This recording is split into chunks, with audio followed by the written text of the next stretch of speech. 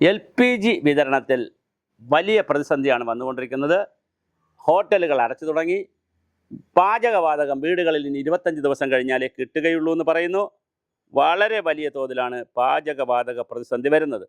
വിദേശ രാജ്യങ്ങളിൽ നിന്നാണ് നമ്മൾ കേരളത്തിൽ LPG വരുത്തുന്നത്. വിദേശ രാജ്യങ്ങളിൽ നമുക്ക് നേരിട്ട് അങ്ങനെ സംവിധാനമില്ല.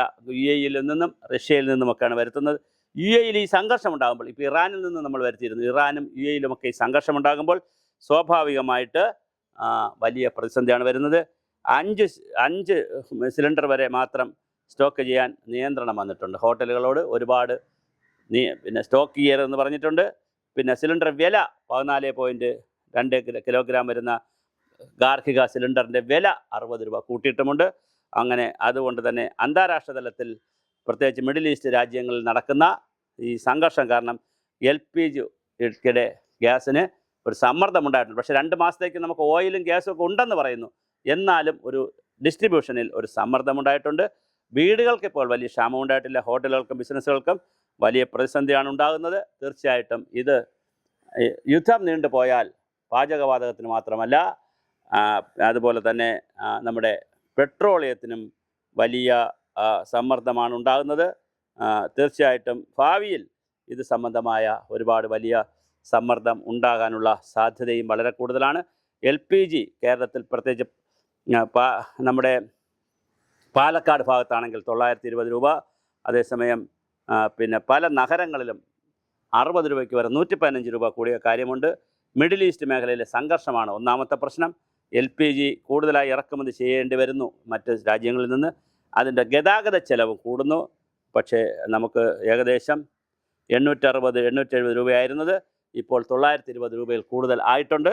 എന്തായാലും നമുക്ക് LPG ഗ്യാസ് വലിയ പ്രതിസന്ധിയിലേക്ക് പോകുന്നു.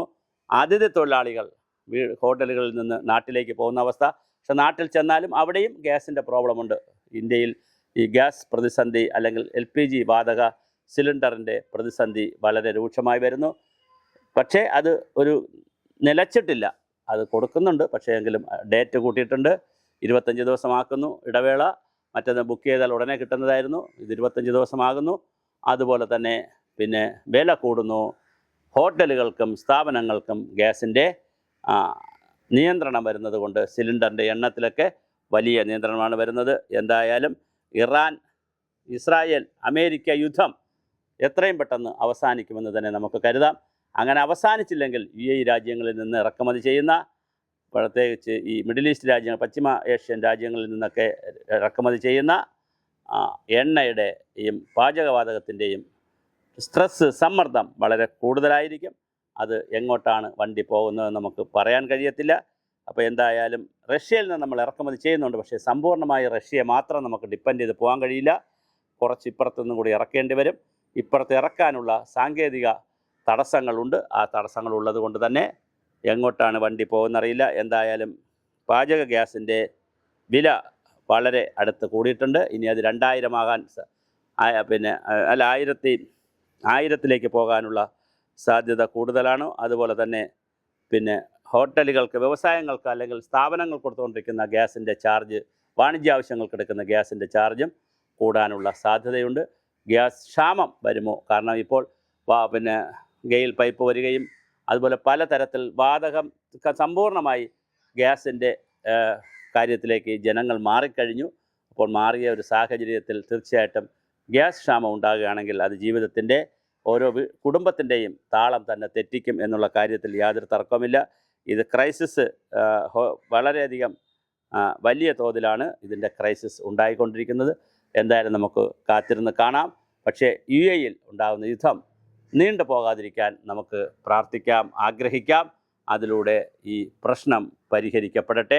അല്ലെങ്കിൽ തീർച്ചയായിട്ടും 2 കാര്യങ്ങൾ സംഭവിക്കാം. ഒന്നിൻ്റെ വില ഇനിയും കൂടാം, അതുപോലെ ക്ഷാമവും അനുഭവപ്പെടാം. നമ്മെപ്പോലുള്ള രാജ്യം വിദേശ രാജ്യങ്ങളെ സമ്പൂർണ്ണമായി ഡിപ്പെൻഡ് ചെയ്തുകൊണ്ടാണ് ഗ്യാസിൻ്റെ കാര്യത്തിലും ഓയിലിൻ്റെ കാര്യത്തിലൊക്കെ നിലനിൽക്കുന്നത്. അങ്ങനെ നിൽക്കുന്ന ഇന്ത്യ പോലുള്ള രാജ്യത്തിന് തീർച്ചയായും ഒരു പ്രതിസന്ധി ഉണ്ടായാൽ വലിയ പ്രതിസന്ധിയിലേക്ക് പോകും. പക്ഷേ ഈ അംബാസഡർ, പഴയ അംബാസഡർ പറഞ്ഞിരിക്കുന്നത്, നരേന്ദ്രമോദി വിചാരിച്ചാൽ ഇസ്രായേലുകാരോടും നെതന്യാഹുവിനോടും ഇറാൻകാരോടും ഇറാൻ്റെ പുതിയ മേധാവിയോടും പറഞ്ഞാൽ തീരാവുന്നതേ ഉള്ളൂ. 2 കൂട്ടരും ഇന്ത്യ പറഞ്ഞാൽ കേൾക്കും.